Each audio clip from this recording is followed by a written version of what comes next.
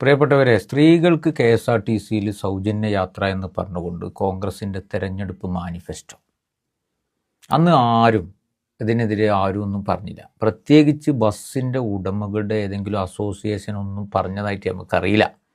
ഇപ്പോൾ അവർ രംഗത്ത് വന്നിട്ടുണ്ട്. അതിന് വലിയ പ്രശ്നം ഉണ്ടാക്കും, ഞങ്ങളുടെ വരുമാന മാർഗത്തെ മാത്രമല്ല ഞങ്ങളുടെ ജോലിയെ മൊത്തത്തിൽ സ്വകാര്യ ബസ് മേഖലയൊക്കെ ബാധിക്കുമെന്ന് പറഞ്ഞുകൊണ്ട് അവരുടെ നേതാക്കന്മാർ ഇപ്പോൾ രംഗത്ത് വന്നത് കണ്ടപ്പോൾ ഞാൻ SDP സംസ്ഥാന നേതാവ് കൃഷ്ണൻ എരഞ്ഞിക്കൽ ഈ കഴിഞ്ഞ ഏപ്രിൽ 3 എഴുതിയ അദ്ദേഹത്തിൻ്റെ ചില വരികൾ ഓർത്തുപോയി. ഞാൻ അദ്ദേഹത്തിൻ്റെ എഴുത്ത് കണ്ടപ്പോൾ ഇങ്ങനെ ആലോചിച്ച് പോയി, മൂപ്പർക്ക് സ്വകാര്യ ബസ് എന്തെങ്കിലും ഉണ്ടോ? എന്നാൽ മൂപ്പർക്ക് സ്വകാര്യ ബസ്സൊന്നുമില്ല. മൂപ്പർക്ക് ഇപ്പോൾ സ്വകാര്യ ബസ് നഷ്ടത്തിലായി എന്ന് വിചാരിച്ച് യാതൊരു പ്രശ്നവുമില്ല.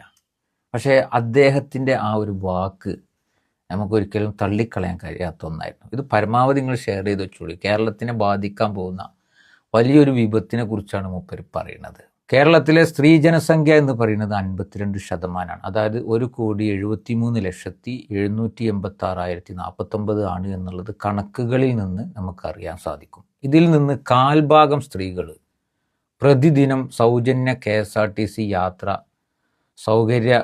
പ്രയോജനപ്പെടുത്തിയാൽ തന്നെ KSRTCക്ക് വൻ ബാധ്യത ഉണ്ടാകുമെന്നുള്ളതിൽ യാതൊരു തർക്കമില്ല. ഒരു മാസം കൊണ്ട് പൊതുഖജനാവിൽ നിന്ന് ചെലവാകുന്നത് കോടിക്കണക്കിന് രൂപയായിരിക്കും.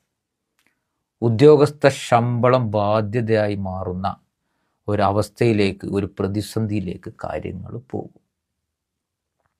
അതിൻ്റെ മറ്റൊരു വശം പ്രൈവറ്റ് ബസ് മേഖലയുടെ തകർച്ച. പ്രൈവറ്റ് ബസ് മേഖല എന്ന് പറഞ്ഞാൽ ഒരു സർവീസ് മേഖല കൂടിയാണ്. പ്രതിദിന കണക്ക് അനുസരിച്ച് ഡ്രൈവർ, കണ്ടക്ടർ ഉൾപ്പെടെയുള്ള ജീവനക്കാരുടെ ഭത്ത, അതായത് വേതനം കണക്കാക്കുമ്പോൾ സ്ത്രീ യാത്രക്കാരുടെ കുറവ് കളക്ഷനെ ബാധിക്കുമെന്നുള്ളത് യാഥാർത്ഥ്യമല്ലേ? പ്രൈവറ്റ് ബസ് ജീവനക്കാർക്ക് ദിവസം 500 രൂപ വരെ കിട്ടുന്നത് ഇല്ലാതെയാവും. അത് കിട്ടാത്തൊരു സാഹചര്യത്തിലേക്ക് പോകും. ബസ് തൊഴിലാളികൾ പ്രതിസന്ധിയിലാവുകയും ചെയ്യും. ബസ് ഉടമകൾക്ക് സർവീസ് നഷ്ടസംരംഭമായി ബാധ്യത മൂലം ആ പ്രസ്ഥാനം തന്നെ ഉപേക്ഷിക്കേണ്ട ഒരു അവസ്ഥയിലേക്ക് വരും. വിശേഷ മലബാർ മേഖലയിൽ ഇത് വലിയ പ്രതിസന്ധി സൃഷ്ടിക്കുമെന്നുള്ളത് നമുക്ക് മനസ്സിലാവുന്ന ഒന്നാണ്. ഏറെക്കുറെ പ്രൈവറ്റ് ബസ് സർവീസ് നടത്തുന്നത് ഈ മേഖലകളിലാണ്, മലബാർ മേഖലയിൽ. ഒരു സംരംഭത്തെ വൻ നഷ്ടത്തിലേക്കും ബസ് ഉടമകളെ കടക്കണിയിലേക്കും തള്ളിവിടും. ആയിരക്കണക്കിന് തൊഴിലാളികൾക്ക് തൊഴിൽ നഷ്ടമാകാനും മാത്രമേ ഈ തീരുമാനം ഉപകരിക്കുകയുള്ളൂ എന്നുള്ളത്. ഇവിടെ ഇന്ദിരാ ഗ്യാരണ്ടി കോൺഗ്രസ് മുന്നോട്ട് വെക്കുമ്പോൾ വാഗ്ദാനം പാലിക്കാതിരുന്നാൽ ജനവഞ്ചനയും, പാലിക്കപ്പെട്ടാൽ പ്രൈവറ്റ് ബസ് മേഖലയുടെ അന്ത്യത്തിനും കാരണമായും ഇതുമൂലം തകരുന്നത് ബസ് ജീവനക്കാർ മാത്രമല്ല, ലോഡിംഗ് തൊഴിലാളികൾ, അനുബന്ധ തൊഴിലാളികൾ കൂടിയാണ്. നമ്മളൊരു വാഗ്ദാനം നടത്തുമ്പോൾ അതിലുണ്ടാകുന്ന പ്രത്യാഘാതങ്ങളെക്കുറിച്ച് ചിന്തിക്കാതെ, തിരിച്ചറിയാതെ, കൃത്യമായ പഠനം നടത്തുമ്പോൾ പിന്നെ മറ്റൊരു കാര്യം, ഈ ഒരു പ്രഖ്യാപനം ഇങ്ങനെ ഇന്ദിരാ ഗ്യാരണ്ടി എന്ന് പറഞ്ഞുകൊണ്ട് ഇങ്ങനെ ഒരു പ്രഖ്യാപനം നടത്തുമ്പോൾ എന്തേ ബസ് ഉടമകളൊക്കെ അതിനെതിരെ പ്രതികരിക്കാതിരുന്നത് എന്ന് നമുക്കൊക്കെ തോന്നിപ്പോയി.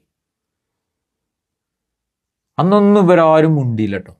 ഞാനിപ്പോൾ ബസ്സിൻ്റെ വേഗത കൂടി പായുന്നതും, മരണപ്പാച്ചിലും, ജീവൻ പൊലിയുന്നതും, സ്വകാര്യ ബസ്സുകളുടെ ഭയങ്കരമായ സമയ വ്യത്യാസം കൊണ്ടുള്ള ഓട്ടിപ്പാച്ചിലിൻ്റെ ഇടയ്ക്ക് എത്രയോ ജീവൻ പൊലിയുന്നുണ്ട് എന്നൊക്കെ പറഞ്ഞ് വീഡിയോ ചെയ്യുന്ന ആളാണ്.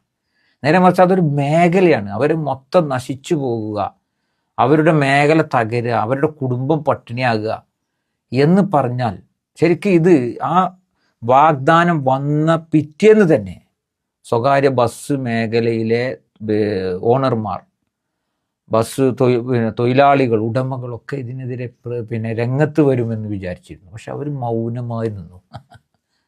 ഇന്നിപ്പോൾ അവർ രംഗത്ത് വന്നിട്ടുണ്ട്. ആ സാഹചര്യത്തിലാണ് ഈ വിഷയത്തെക്കുറിച്ച് സംസാരിക്കണമെന്ന് തീരുമാനിച്ചത്. സത്യത്തിൽ ഇങ്ങനെ ഒരു ഗ്യാരണ്ടി വരുന്നതോടുകൂടി നമ്മളെ നാട്ടിലെ സ്വകാര്യ ബസ് മേഖലയെ ആശ്രയിച്ച് ജീവിക്കുന്ന എത്ര കുടുംബങ്ങളാണ് പട്ടിണിയിലാകാൻ പോകുന്നത് എന്ന് ആരെങ്കിലും ഒന്ന് ചിന്തിച്ചിട്ടുണ്ടോ?